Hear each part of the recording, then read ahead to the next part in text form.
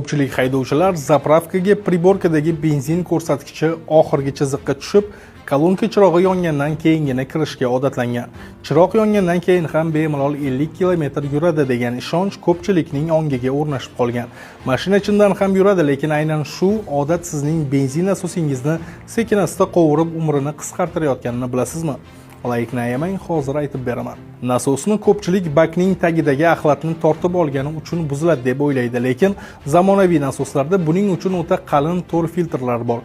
Asl va dahshatli muammo haroratda. Hozirgi zamonaviy avtomobillarning deyarli barchasida elektr yonilg'i nasosi to'g'ridan-to'g'ri bakning eng tubiga, benzin ichiga botirib o'rnatiladi. U 3 dan 6 bargacha bo'lgan yuqori bosimda yonilg'ini dvigatelga qarab uzluksiz haydaydi. Har qanday kuchli elektr motor kabi benzin nasosi ham to'la quvvatda ishlaganda dahshatli darajada qiziydi.